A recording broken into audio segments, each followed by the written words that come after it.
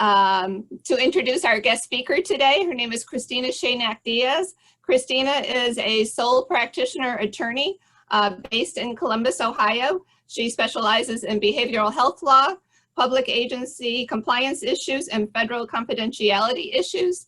I've had the pleasure of hearing Christina present on federal privacy laws on several occasions, and she's able to take something that I find very complex and difficult to understand and make it very easy. So we're really pleased to have her with us today. We're going to, after Christina presents, she'll present for about 40 minutes, and then we will have 15 minutes at the end for question and answers. All right, good afternoon, everyone. Thank you to the Treatment Advocacy Center for having me join today. I am going to attempt to bring up my presentation. Make sure. All right, hopefully everybody can see that. All right. So today's topic is assisted outpatient treatment and the federal confidentiality laws. And we have a lot of ground to cover, so I'm going to dive right in. I want to make sure we leave plenty of time at the end for questions. So I might go into more detail in some areas and less in others, so that we have time to get to some of those questions. I already see some discussion was starting while people were logging on, so that's a great start here today. So we are going to talk about the federal confidentiality laws that apply to persons receiving behavioral health services. Of course, we're all aware of HIPAA, the Health Insurance Portability and Accountability Act. And then there's the lesser known, but around much longer, confidentiality of substance use disorder patient records, more frequently referred to as 42 CFR Part 2 or even Part 2. I'll typically refer to it as Part 2 as we move through the presentation. We're going to look at each of these laws and what they require in turn, just kind of a brief overview of both of them, and then we're going to focus on how they apply to AOT related disclosures. And also important to note is state law. State law may also contain confidentiality requirements that protect this information, so it's important that you check with your respective state laws.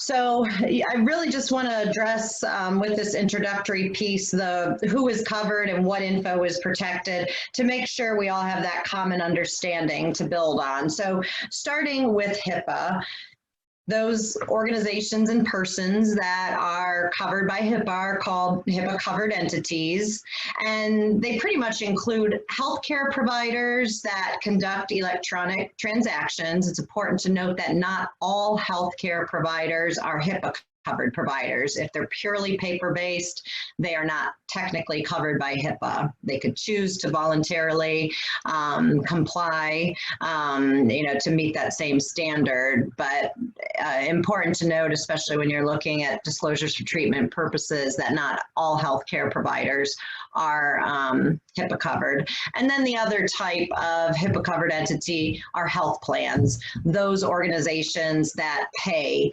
for healthcare services that are provided. And that can be your private insurance companies like Anthem and United, and it can be your public benefit payers such as state and county behavioral health systems that pay for care of uninsured persons. The only exceptions for public benefit payers are those where their principal purpose is not payment for health care, like WIC and things like that. Healthcare is not their principal purpose, so they're not covered by HIPAA. And then what is HIPAA protected information? I'm sure you're all aware of the term PHI or protected health information, but I think it's always good to keep in mind, and I'll show why later with some of our Q&A at the end, why keeping this definition in mind as I broke it down here is important.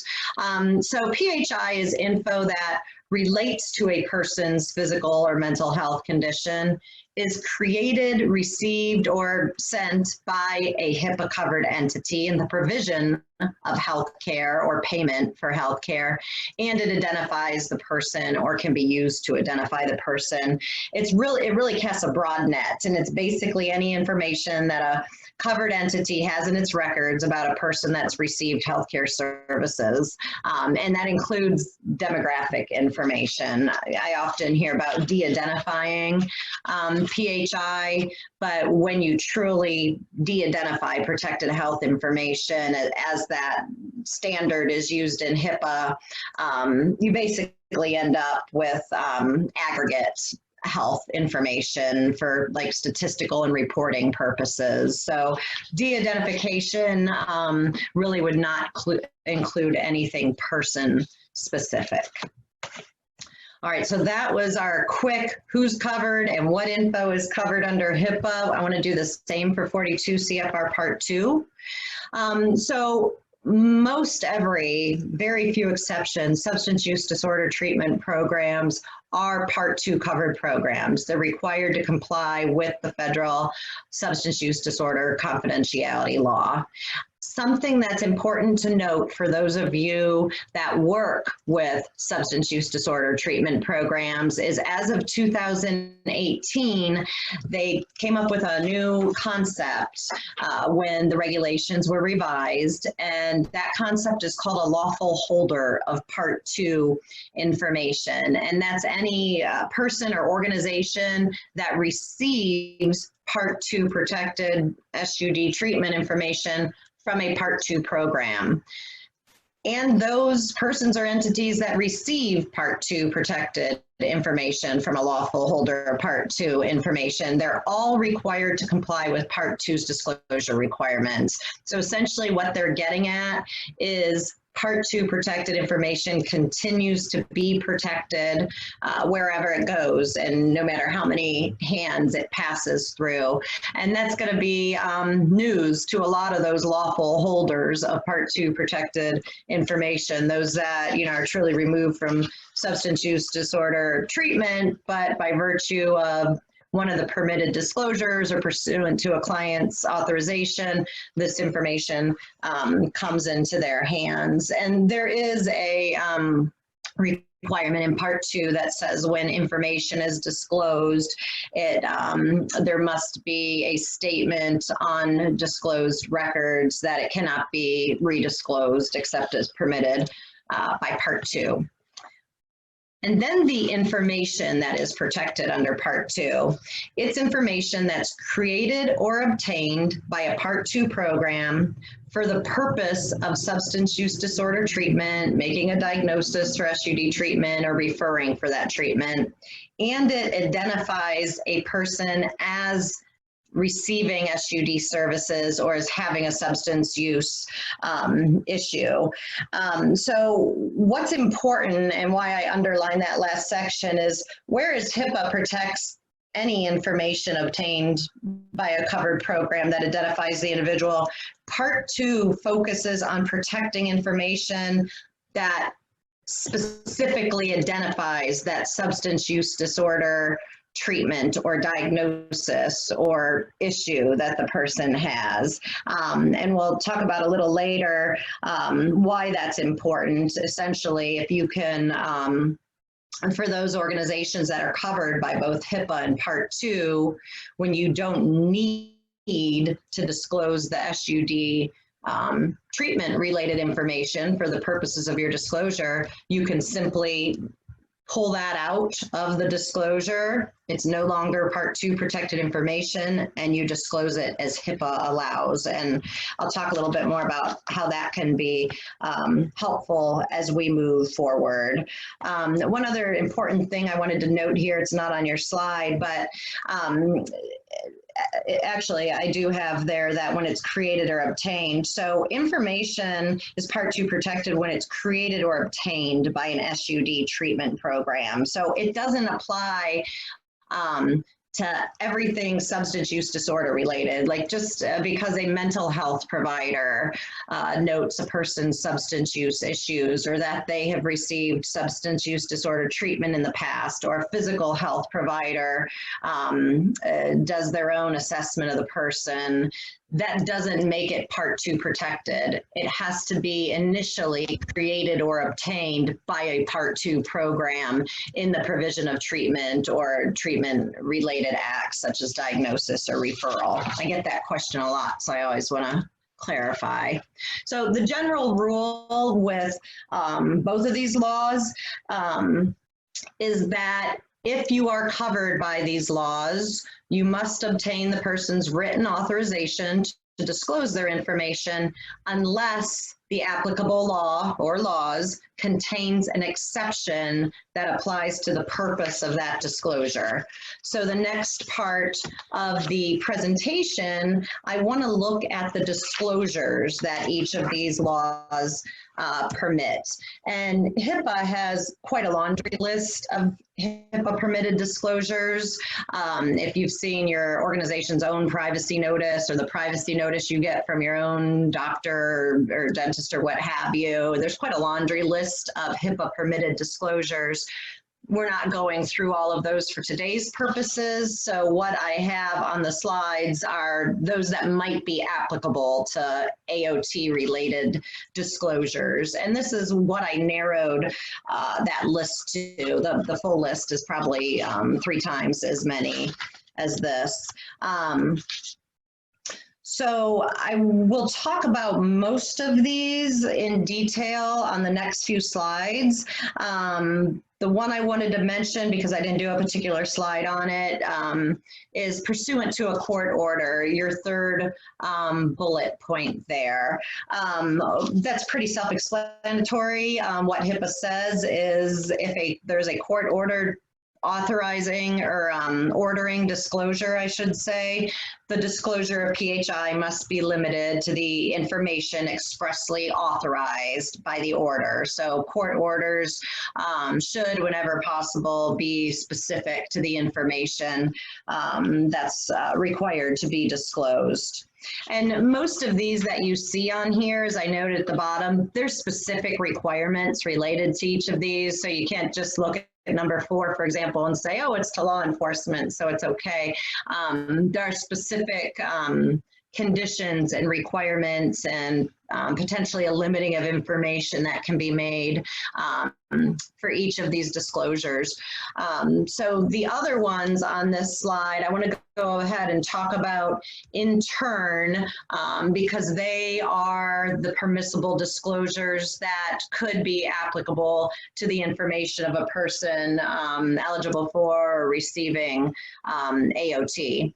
So the first one's for treatment purposes. HIPAA is broad in terms of disclosures for treatment-related purposes. So it says that disclosures of PHI can be made by a provider for its own treatment activities, for the treatment activities of another healthcare provider, even if they're not a HIPAA-covered provider. As I mentioned early on, not all healthcare providers are HIPAA-covered. And then other covered entities can disclose PHI for a healthcare provider's treatment activities. So the example I came up with was a health plan can disclose PHI to a provider for the purpose of coordinating treatment between 2 or more providers.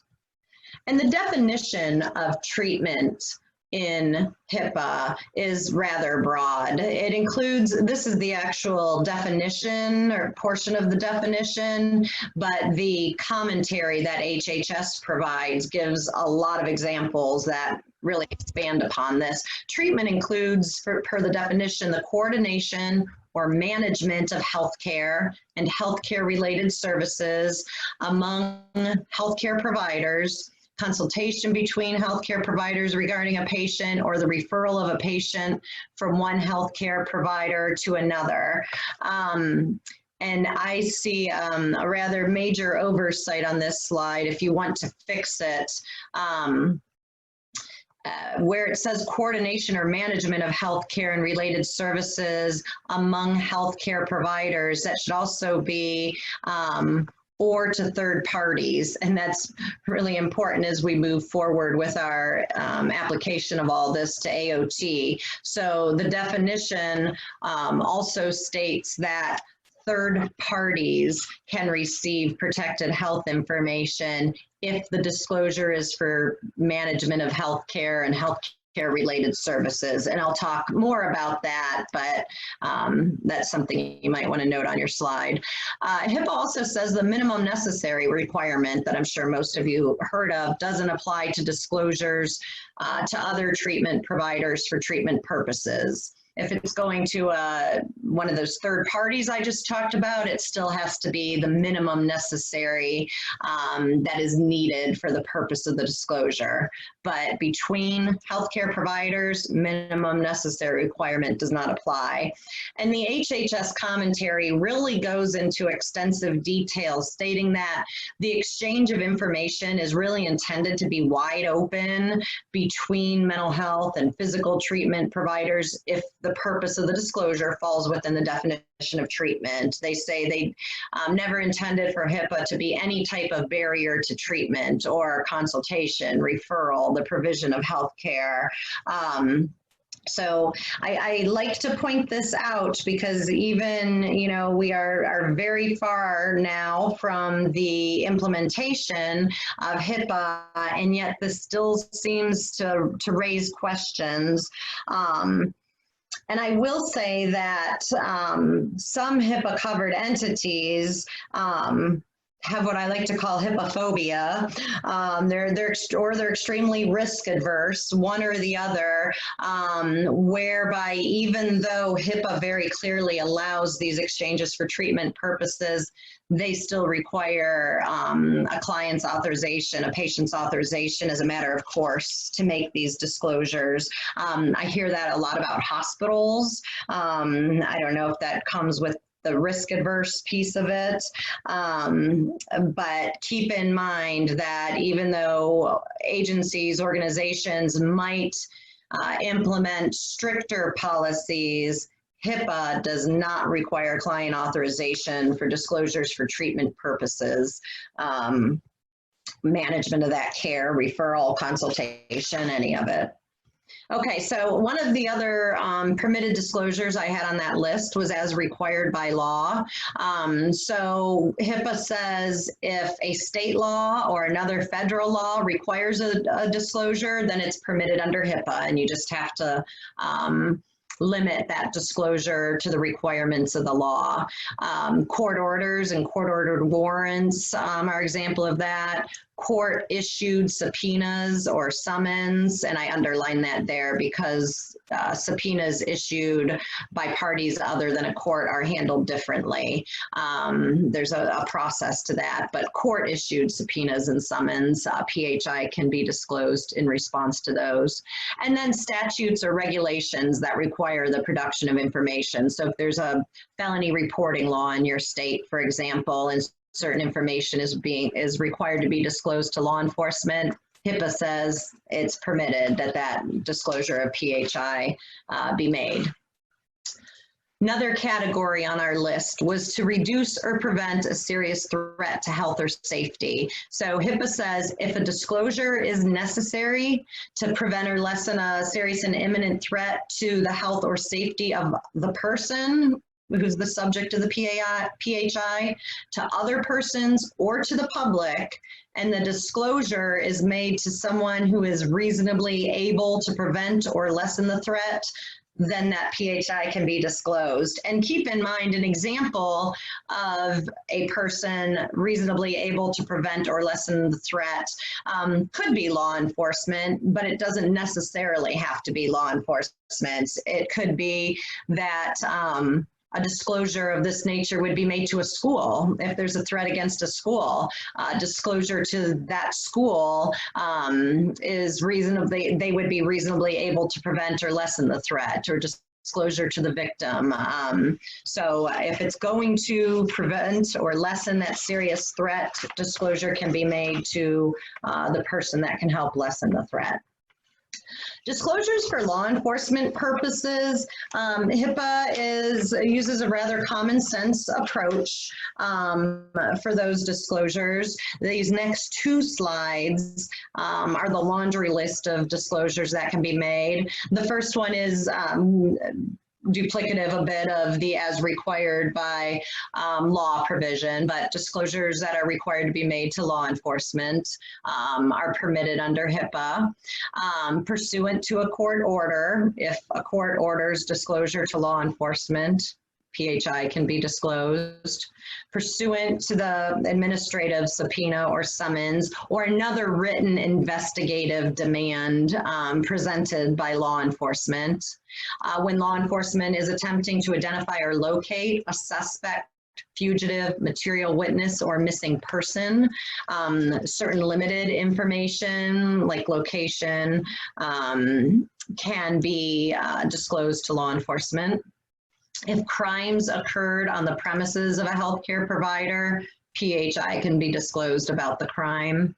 To provide information about crime victims if they're unable to do so on their own behalf.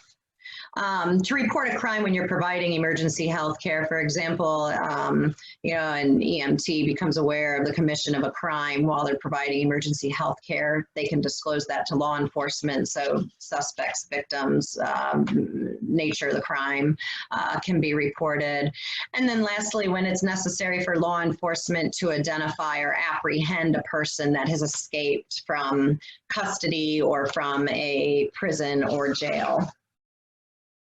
And then the last category of HIPAA-covered disclosures I wanted to go over are disclosures to jails, prisons, and those having custody of persons. So when law enforcement has custody of a person or has detained a person, disclosures can be made to those persons and organizations if they assert that the information is needed to provide health care to the person, for the health and safety of the person, other inmates, officers, employees, those at the facility, for the health and safety of persons responsible for transporting or transferring inmates or others, for law enforcement on the premises of a facility, if they need it for their law enforcement purposes, for their safety or security, you can disclose PHI to those officers. And then there's this kind of general category of for the administration and maintenance of a correctional institution. So, for example, if jail administrators need PHI about an inmate so that they can have recurring medication management appointments, factors they might need to know about placing a person in isolation, about discipline, special accommodations, things of those nature. If the administration needs PHI in order to conduct their administrative activities or even security, then PHI can be disclosed by a healthcare provider. So that was our overview of disclosures that HIPAA permits that might apply to those eligible for or receiving assisted outpatient treatment. Since we also did our overview of 42 CFR Part 2, I wanted to turn now to 42 CFR Part 2 permitted disclosures. And it's important to note that Part 2 is much more limited than HIPAA in terms of permitted disclosures. And none of them really apply to assisted outpatient treatment related disclosures, which mean if you need to disclose Part 2 protected information, you would need the person's authorization or a Part 2 compliant court order. So we're going to talk about instances or recommendations, I should say, for where you might be able to make a disclosure under HIPAA if you can strip out, as I mentioned earlier, that Part 2 specific information. It might not be necessary for the purposes of the disclosure. So if you can remove anything AOD specific and go ahead and make the disclosure under HIPAA, that's going to be a consideration for disclosing necessary information. So I just wanted to give you an example. I told you the Part 2 permitted disclosures are very limited and don't really apply to AOT. This is the list of disclosures, all of them, that Part 2 permits to be made without the authorization of the person. And as you see, there's no treatment purposes, there's no required by law or to a correctional institution exception. Medical emergencies, medical emergencies is even very narrow. It's only to medical personnel that are treating a immediate threat to a person and they need that information for that treatment. So what is important to note here with Part 2 not giving us much wiggle room is, as I just alluded to, Part 2 is only applying to information that identifies the person as receiving SUD treatment services or is having an SUD or a substance use problem. So if HIPAA permits a disclosure, remove that SUD specific information when it's possible so that the info is no longer protected by Part 2, and then go ahead and make the disclosure as HIPAA allows. If Part 2 covered information needs to be included for the purposes of the disclosure, the person's authorization is going to be required. But I'm thinking that especially in an AOT related situation, that SUD specific information is not going to be necessary to disclose on a regular basis, at least. There might be certain instances, but not as a matter of course. And then when multiple laws apply to a disclosure, keep in mind that you must always comply with the law that's most protective of the information when making a disclosure. Part 2 will almost always be more protective, as we've seen. List of permitted disclosures is very short. And then you have to factor in state law as well. So, you know, a quick example of this is of how you walk through disclosures under multiple laws. Say you're a substance use disorder treatment provider, so HIPAA and Part 2, and maybe state law applies to your organization. HIPAA permits disclosures for payment purposes to be made without authorization. Part 2 does not.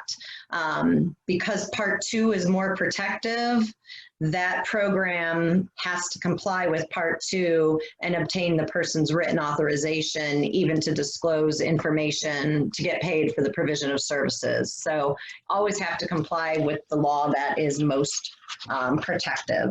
So all of that being a base, essentially the lens that we use when determining whether an AOT related disclosure can be made, I want to go on to looking at some of those specific AOT related questions to determine how they prohibit or how disclosures are prohibited or permitted. So the first one is, what information can a mental health provider share with law enforcement to facilitate a successful transport? So let's say a person's not complying with the requirements of their AOT. There's a pickup order for the person to have them evaluated. What information can the AOT provider, the treatment provider, disclose to the officer to help ensure a successful transport? As we had talked about when we looked at the HIPAA permitted disclosures, PHI can be disclosed to an officer having custody of a person if it's necessary for the health and safety of the person and the health and safety of the transporting officer.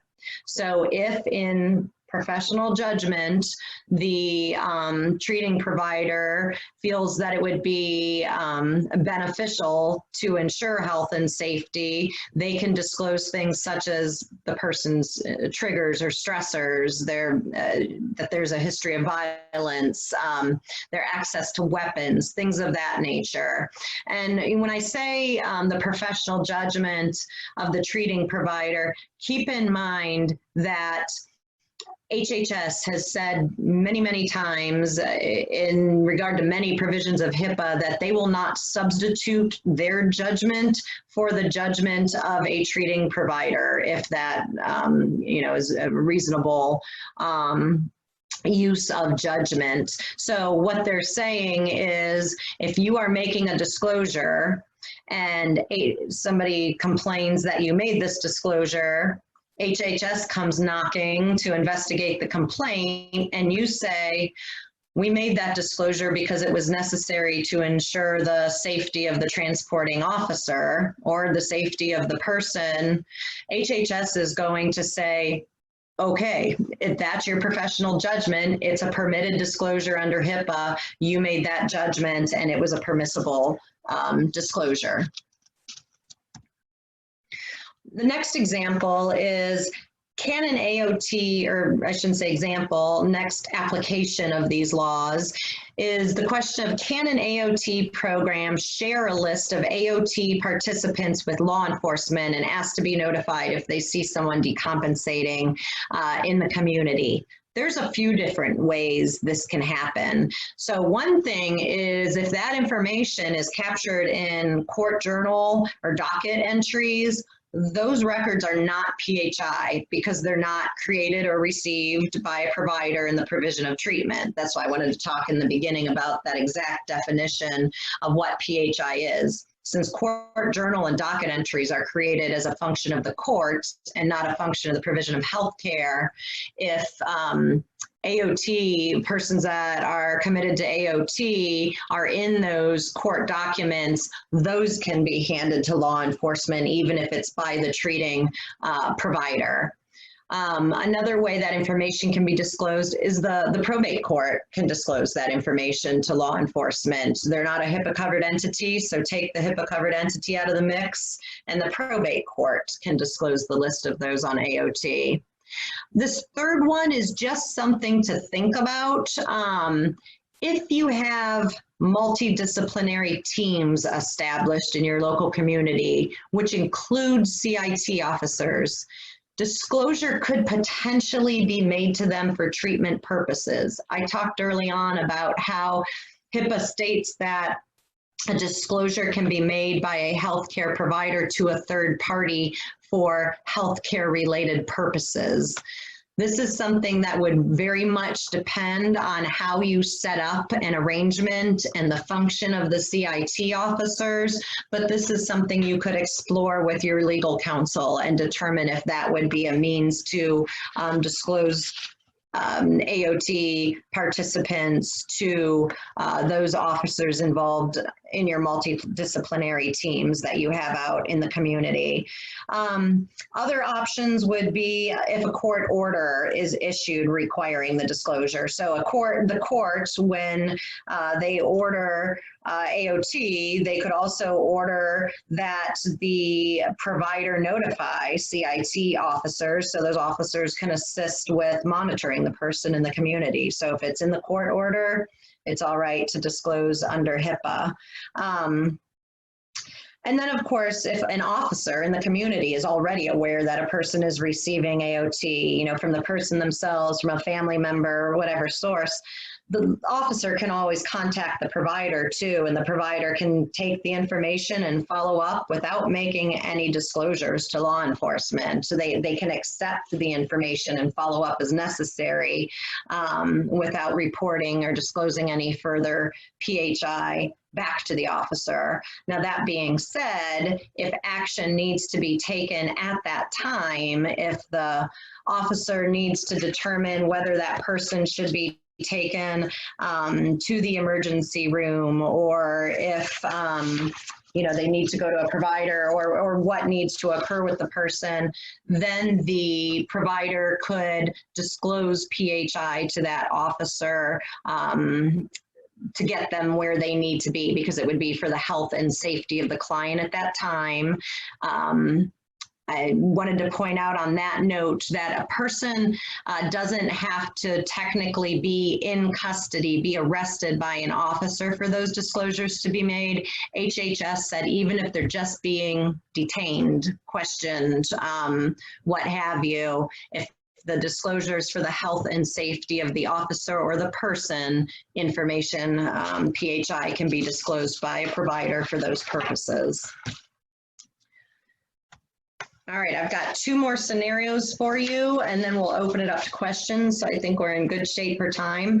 This next one is, can an AOT program share a list of persons potentially eligible for AOT with the local hospital and ask to be notified if a person presents, somebody on that list presents in the emergency room? Yes, keep in mind, this is for treatment purposes and it's between healthcare providers. It's the management of the person's healthcare, essentially, which is part of that definition I shared with you. Despite this being a very clear disclosure, both the list and the notification, you still will not have, you still will have some of those risk-adverse hospitals that don't want to provide that information. And this question was actually submitted ahead of time about what can be done about that. Really, all that can be done about it, because HIPAA never requires a disclosure, it only authorizes it, is to develop an ongoing relationship, to discuss that HIPAA allows this sharing, to work through what their concerns or the impediments to sharing are.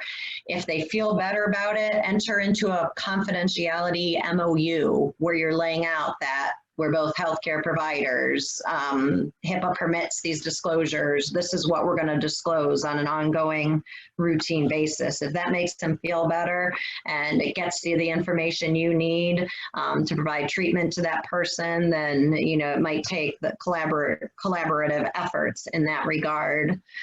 I will just briefly mention that there is some consideration of HIPAA being revised to require disclosures in certain instances, especially those for treatment, payment, and healthcare operations. That's just something that they put out a request for comment on last year. And then, things are on hold in a lot of areas this year, but hopefully that's when they do their next round of revisions. They have some common sense ways to require certain disclosures and not just authorize them like the regulations currently do.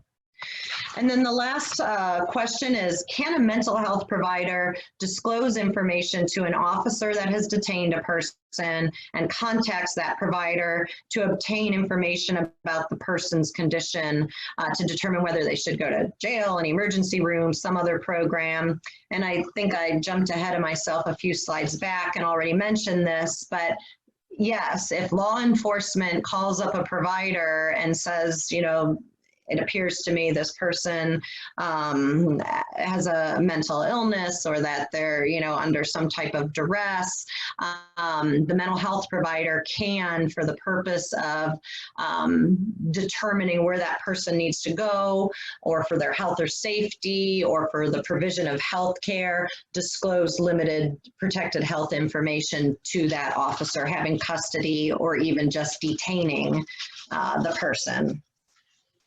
And also keep in mind, if the officer thinks that the person is eligible for AOT, they can call and, without even getting any disclosure of information back from the healthcare provider, they can provide that information to the provider so that the provider can go ahead and do outreach afterwards. Just some general recommendations and considerations before we get to questions. Keep in mind, other professionals can disclose information about a person to a mental health provider. So sometimes just to get, a certain person on a healthcare provider's radar, the healthcare provider can receive that information about the person. And as I said in the last scenario, then follow up with outreach. or just take down the information about a person. Keep in mind that the person's written authorization, when it's necessary, can be obtained by the provider, court staff, jail staff, law enforcement, anybody that, you know, interfaces with that person. It's not just the provider that has to obtain written authorization. So court staff can do it, staff at a jail, law enforcement could obtain the person's written authorization as long as it's a valid HIPAA and Part 2 compliant authorization form. Consideration, AOT providers can collaborate with the court to determine how necessary information can be disclosed. So should authorization of the person to make necessary disclosures be required as a condition of AOT? Should the court issue a court order as a matter of course? When somebody is committed to AOT, the court can also issue that order saying the provider's going to disclose treatment updates to the court, inform the court of decompensation, disclose the list of that the person is an AOT recipient to law enforcement so they can assist in monitoring. That court order can be shaped to authorize those, require those disclosures. And then as I mentioned earlier, the court themselves can disclose the list of AOT participants to law enforcement as well and take the provider out of the mix. And lastly, just remember to be familiar with state law. Is it stricter than HIPAA? Does it authorize or require AOT related disclosures? If your state law already requires certain AOT related disclosures, that's good enough for HIPAA because it's required by state law. So that was the last slide I had for my presentation. It says our implementation team has been discussing the need of releases of information for family and natural supports to aid in supporting AOT services. The judge recommends we include releases of information for key supports in the court order itself. Is there precedent for this? So my little bit of confusion I had with this one is it talks about court orders and releases of information. You only need one. So if a court is ordering the provider to disclose information to persons in the family or those natural supports, that disclosure can be made. Now I know that that's something you would need to be careful with, and you know the provider community is better able to determine how to structure that, because of course you don't want to involve family members if it could be detrimental to the person's care. You don't want to go too broadly with family members and natural supports that are included. So the court order would have to be, you know, a bit specific, or at least require the treating provider to use their professional judgment in determining who to disclose to. And frankly, that court order would need to list specific people as well. So that one could be tricky. Saying it, I know that there's probably some, you want to be careful with ethics there and safety and, you know, limiting your scope.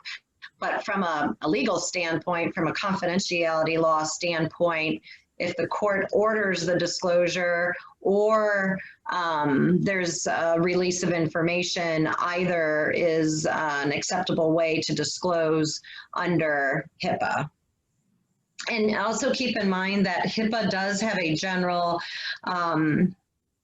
disclosure to family members and others involved in the person's care, as long as the disclosures are confined to the nature of their involvement in the care. But if the person is present and has capacity, they can object to that disclosure. So that is a bit of a barrier there. Those are the first question I'm seeing asks, if the court order does not specify what PHI is being requested to confirm AOT compliance, may the covered entity still disclose PHI, for example, the treatment plan? So the court order might not specifically state that the provider is authorized to disclose specifics such as the treatment plan. It might state that something more broad and general, that the provider is authorized to disclose information to the court that is necessary for the court to monitor compliance or something to that effect.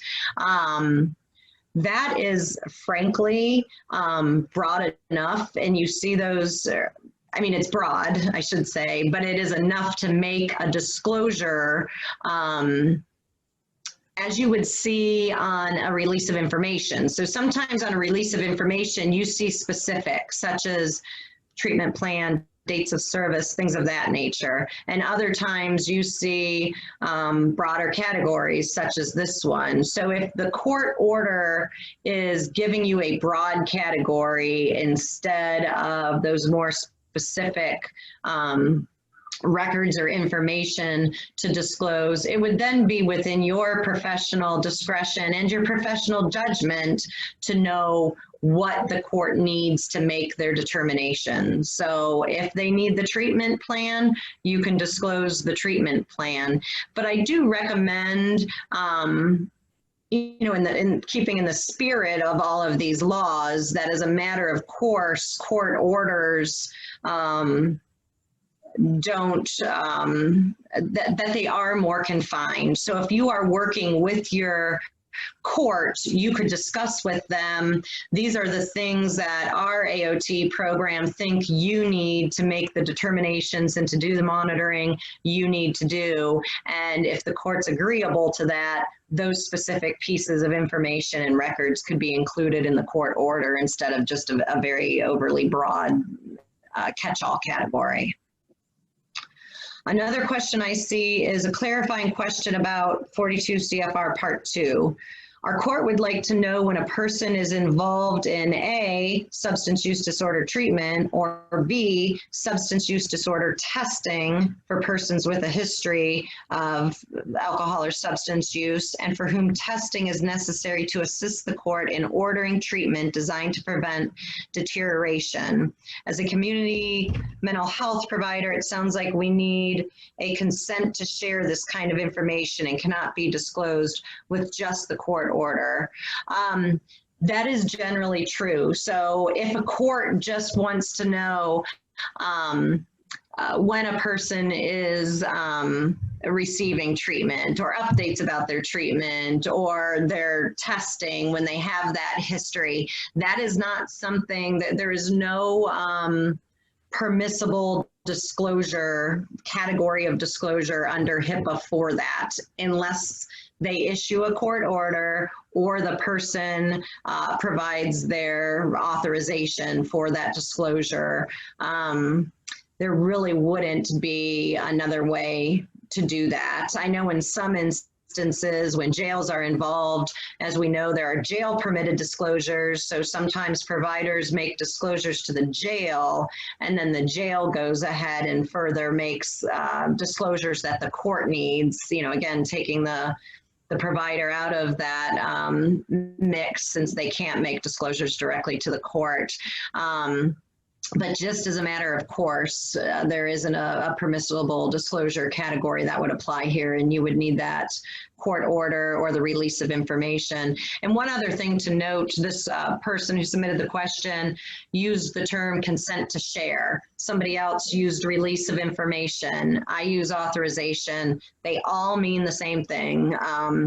Frankly, each of the laws, including I'm in Ohio, Ohio's law, all use a different term, but what they're all getting at is the person giving their written authorization to disclose or release the information. The next question is— Christina, can we go back to this question? So I'm not sure I heard you correctly. So if it's in the court order, it's okay to share, correct? Correct. So as long as it's in the court order, go ahead and share that information. Yes. Yeah, so this one was asking about consent to share. Oh, I see. At the end there, they said cannot be disclosed with just the court order. No, in my response, if I didn't make it clear enough, was that you either need a court order or the person's written authorization. But a court order will suffice to disclose that information. Keep in mind when we looked at permissible disclosures that can be made under HIPAA, there was the one that said as required by law, which is a legal mandate, and a court order is a legal mandate. And then there's the also very specific category of pursuant to a court order. If a court order orders the disclosure of information, it can be disclosed under HIPAA. And Christina, that court order can disclose to any party? I mean, the court order can say, I want this information disclosed to anyone? Technically, it could. There's no parameters around it. This is like the shortest and sweet permissible disclosure under HIPAA because it says according to the, it's something like according to the parameters of the court order or pursuant to the information described in the court order. So I know that's a little bit scary. And of course, we hope our courts use good judgment and keep the spirit of these confidentiality laws in mind. But if it is contained in a court order, to whomever the court orders the disclosure should be made, not only is it then an authorized disclosure under HIPAA, but it's also being ordered by a court under state law, and it's required to be made under state law. So it's very important to collaborate and talk. You know, courts come at these things from a very different mindset and perspective because their duties are very different. Their purposes are very different than our treating providers. So I think it's important to have those discussions with the courts that, you know, they got quite a tool in their hands with that court order, but knowing there are multiple federal confidentiality laws and state confidentiality laws that are there for good reason, even though they can essentially override all of them, they should do so with the spirit, the thoughts, you know, the basic premise of confidentiality in mind and limit not only who disclosures are ordered to be made to, but, you know, as we had in that earlier question, what information can be disclosed as well. If it's not the entire treatment record, then, you know, list the specific pieces that need to be disclosed and don't paint with a broad brush. So this answers Judge Prashner's question of, can part of the court order include disclosure of PHI to family members? It could. Okay. Yep, whatever disclosure the court orders. And that's what I was saying earlier too. You would want to be specific and of course thoughtful about the family members that disclosure would be ordered to. That is a, you know, difficult a determination to make. I think in some cases there's probably the natural person, the obvious choice for that, but in others a little more thought might need to go into who that disclosure would be ordered to be made to when it's a family member or other type of support like that. Christina, I'd like to ask a quick question if I could. There's another situation that comes up with some frequency with AOT programs where there's a need for disclosure of psychiatric records that I wonder how that might be impacted by HIPAA. And I'm talking about a situation where the AOT program is operated by a county agency or some kind of public entity. Mm-hmm. And their state law requires, in order to prove that the person meets criteria for AOT, that they have a certain history of having failed in treatment in the past. That is, that they have a history of not adhering to outpatient treatment, resulting in them being hospitalized mm-hmm. a certain number of times within a certain period. And it's often necessary for a public agency to make that case to ask local hospitals to send them in records. If they have some reason to think a person's been hospitalized at a certain hospital, they will often put out a request to the hospital, hey, can you send us over the records to help us build this case and determine if this person meets criteria for AOT? Do you see any HIPAA barrier to that kind of record sharing? Might that be covered by some exception? So even though the request is coming from the county agency, as you said, Yeah. the hospital, as the HIPAA covered provider, could disclose that information if they feel that that is managing the person's treatment or treatment related services. So again, remember that treatment can, for treatment purposes, PHI can be disclosed to third parties that aren't a provider or a health plan if it's for management of the person's treatment. And HHS, that's another one that I find makes people uncomfortable, but HHS has gotten clearer and clearer on it. They even have on their HIPAA website guidance documents that talk about giving information to local agencies, social service agencies, you know, if you're trying to get housing, giving it to a housing provider, other entities, because it's to manage that person's healthcare and healthcare related services. So the hospital could disclose if they find that information would be beneficial to the person's treatment or their healthcare condition. And then also in some instances, like I know in Ohio, those county agencies might also be covered entities. So you get that extra comfort level there because like our county alcohol, drug addiction, and mental health boards are a health plan under HIPAA. So it's a disclosure of PHI to another covered entity. Gotcha. Thank you. Yeah. So that goes to Mac's question, which is very similar, is that he writes reports for hearings that often include a recommendation for AOT. The probate court orders me to write the report, but there are few specifics as to what the report should contain. Are there any restrictions or guidelines he should follow in writing those reports? Yeah, that kind of goes back to that first question where if the court is casting a broad net, it would then be up to the professional's judgment to determine what that court needs to make that decision. When they're just doing that broad, we order you to write your report so we can monitor the person's treatment, it would be up to the professional to determine exactly what would be beneficial to the court in the courts making their determinations about the person. But again, you know, if you can work with the court to have the order be even more specific pieces, or even just phrasing it in a more condensed fashion, or giving broader subcategories of what would be helpful for the disclosure, I think that would be beneficial when you can work with the court in that respect.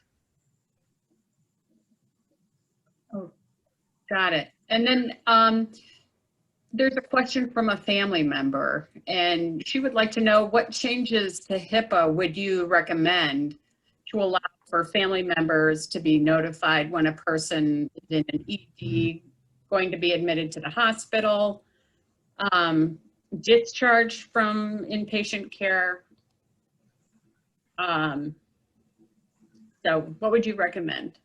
Yeah, I see that question here. So there's a couple parts to it. For the first one, keep in mind that HIPAA does allow disclosures to be made to family members that are involved in the healthcare of the person.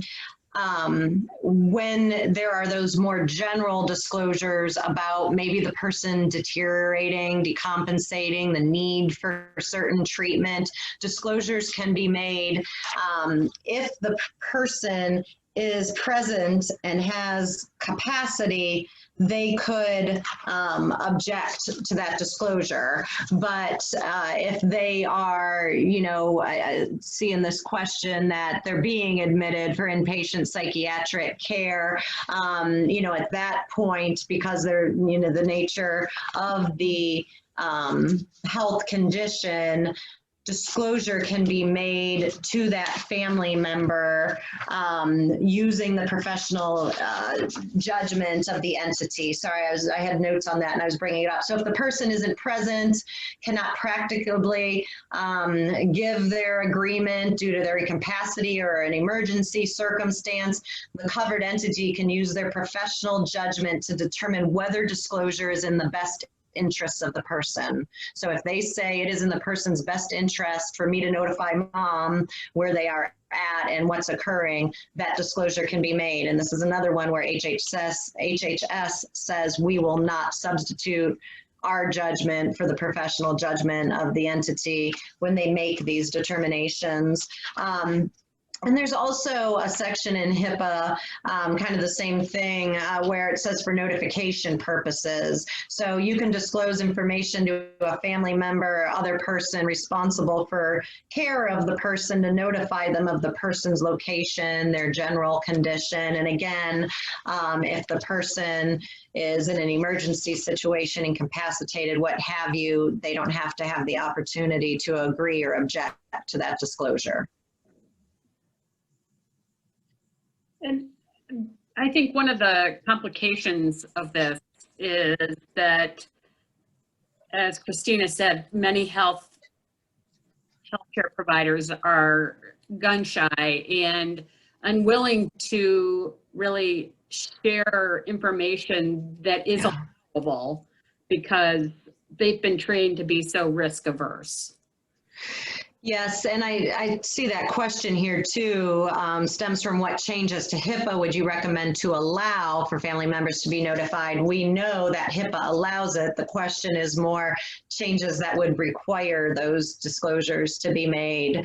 And I am not certain, gosh, I think it might have been, I had said that they were looking to require certain disclosures, and I think that might have been one of them, disclosures to family members involved in the person's care, just like certain provider to provider exchanges of PHI would be required for treatment purposes. This is, I'm pretty darn sure that disclosures to certain family members would also be required under certain conditions, and you know there'd be certain parameters around it, but that is one thing they were requesting public comment on. At this point though, always remember HIPAA never requires a disclosure. It only tells you when they're permitted to be made. State law might require disclosure or another federal law, but HIPAA only tells you when you're permitted as a covered entity to make a disclosure. That's all the questions, Christina. We've covered them all. Excellent. And hopefully, I'm sure additional thoughts will be stimulated as you think through this. Hopefully the presentation itself can be used as a reference for you to go back and get some additional guidance. So on that